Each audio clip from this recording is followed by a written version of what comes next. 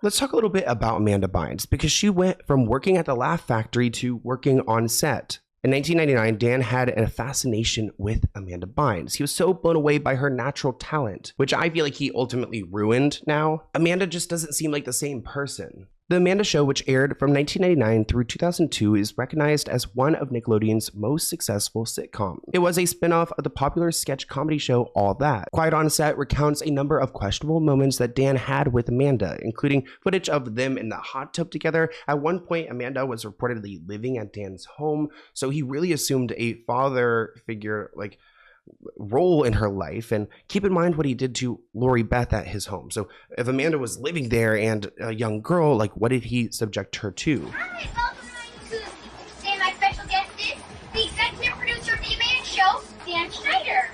Hi. Now, you're the executive producer of the show? Yeah, I'm the executive producer and I'm the head writer. You actually wrote the words you're saying to them right now?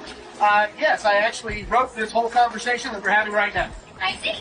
Now, there were a lot of people in the Nickelodeon universe who could tell that Amanda Bynes was different, especially when it came to Dan. Leon Firestone said that Dan's preference for Amanda was obvious. Quote, "We had to go to school on set. There would be times when Amanda would just be missing. A lot of the times we would hear that she would be with Dan, pitching ideas and writing." Amanda's parents were first present on set while she was acting, but at one point their relationship started to sour. So that's when Amanda turned to Dan, and she didn't want anything to do with her parents. And she actually attempted to get emancipated so she could be seen as an adult at 16 years old. It ultimately failed, probably for the best, because she probably would have moved into Dan's home full time. Journalist Kate Taylor said that Dan inserting himself into Amanda's life like that is ethically fraught. And this emancipation situation going down really drove a wedge between Dan and Amanda. So if Amanda wants to work and be the star, which at this point is all she knows, she has to stick to Dan's side. Now, Dan does have a wife. Her name is Lisa Lillian, also known as Hungry Girl. We have a deep dive on her on my main channel, but Lisa's wife mentioned that Amanda Bynes spent a significant amount of time with them during her teenage years. According to Lillian, she, Amanda,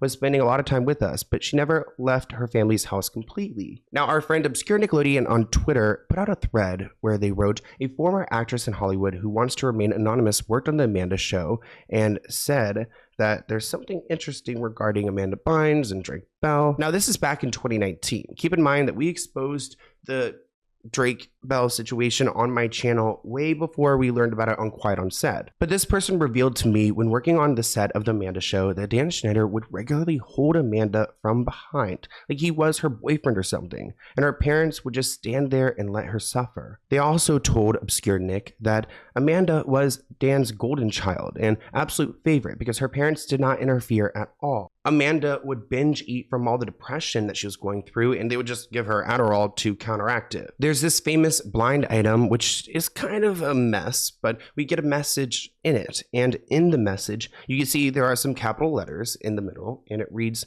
Dan, D-A-N, did it. Ultimately suggesting that he did whatever Amanda Bynes had gone through. It's kind of her way of confirming it because I don't think she ever has felt safe to. Because of Dan Schneider's actions, he kind of facilitated an environment where other people could be predators as well.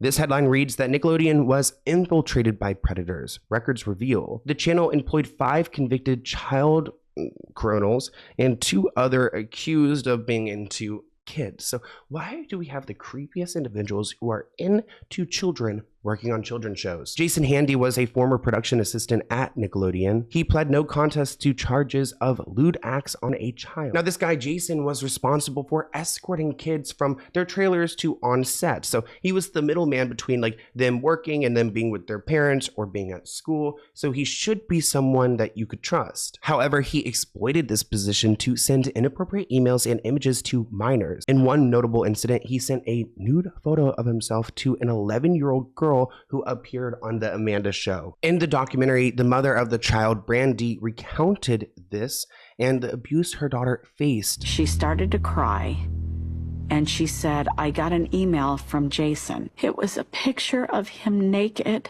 masturbating. And he said he had sent it to her because he wanted her to see that he was thinking of her. Brandy's the name of this actor that Jason thought he could go and message. And MJ actually explained in the documentary that she saw this and it was several emails. It ultimately led to her taking her daughter out of the industry. And while Jason was investigated, police found a notebook in which he described himself as a pedophile, as someone into kids. And he also had mementos that he collected from girls as young as 7.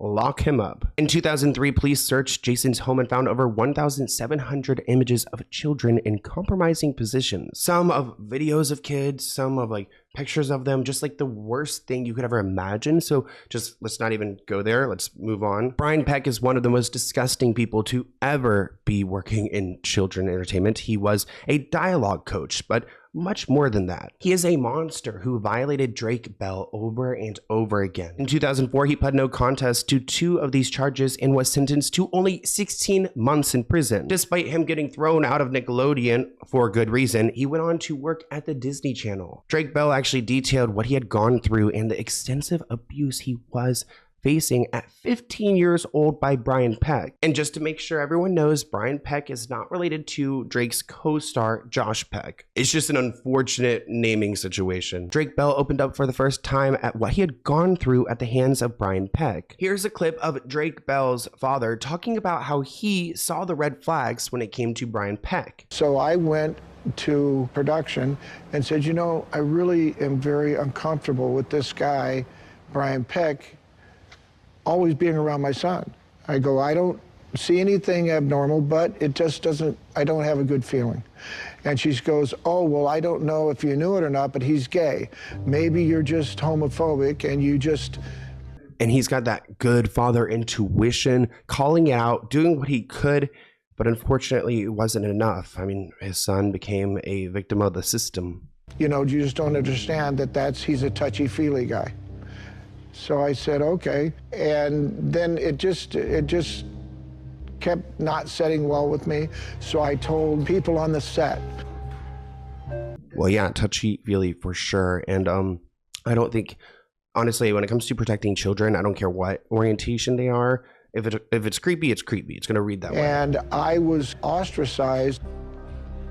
And so I backed off. In 2001, Drake Bell was 15 years old when he woke up to Brian Peck harming him. Despite promising him that it wouldn't happen again, it kept getting worse. Fearful of speaking out because of Brian's power, he just, took it until he was in so much distress that his mother, his girlfriend's mom, everyone could tell that there was something wrong. There was an investigation going into Brian, and it turns out that Drake actually recorded Brian, and that's how he was able to get him convicted. Only for 16 months. Keep in mind that he got a bunch of support in the courtroom. A lot of celebrities wrote him letters of support, and Drake had to face him all on his own. And I'm glad that Drake has spoken out against Brian, because how did this guy work in entertainment for so long? How did he go on to Disney? I mean, he had a sick obsession with a serial killer. So the guy's a weirdo. The things that were happening to me were so, it's a big word, but gruesome. They were so unbelievable. And I had no way out of it. He had letters in his bedside table. He was a pen pal with John Wayne Gacy.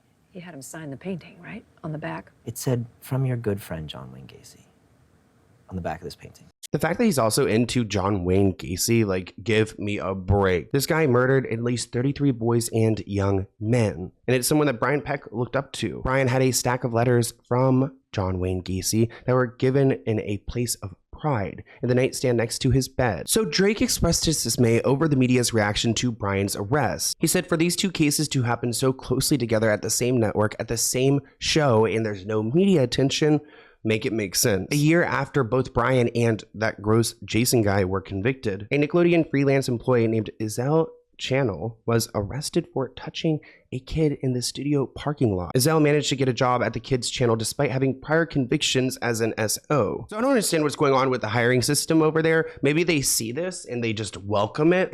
Oh, if you are a past criminal, come ahead. We've got tons of kids here for you. But it's not just the child stars going through all of this trauma. We've got the employees too. Everyone was suffering at the hands of executives and people like Dan.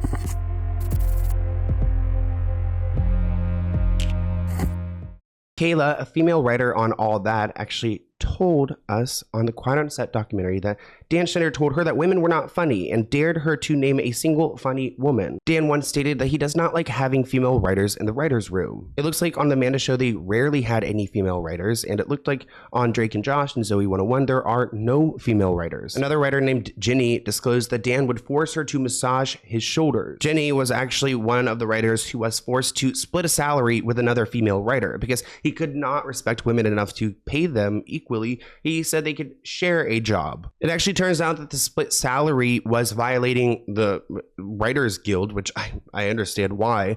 So eventually one of them was fired. But then Jenny was like, oh, hell no, I can't be the only woman in this writer's room. It just feels unsafe. So much gender discrimination. So she had to leave. They go on to say the set was dysfunctional. You can get away with more, like going on overtime and pushing the envelope. But Dan was volatile and could turn at any moment. She says, I was scared. Working for Dan was like being in an abusive relationship. One editor named Karen described a moment where she kneeled over from the overwork and was rushed to the hospital. She said she could hear someone say, how's the show going to get finished? They're so worried about the show getting finished that everyone's overworked, tired. It's disturbing. Now, Dan Schneider has tried to respond to all of this, so let's try to unpack that.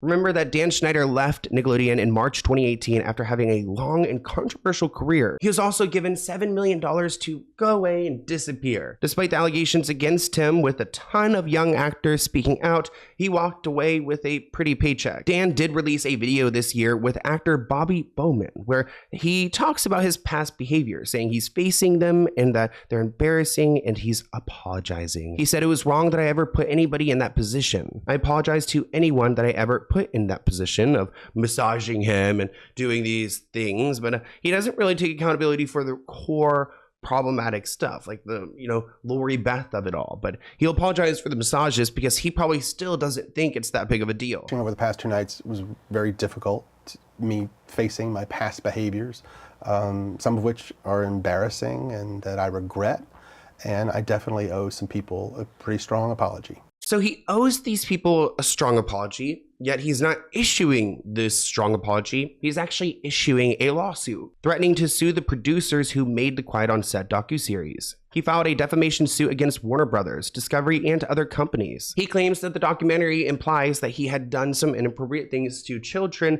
and that that's not proven.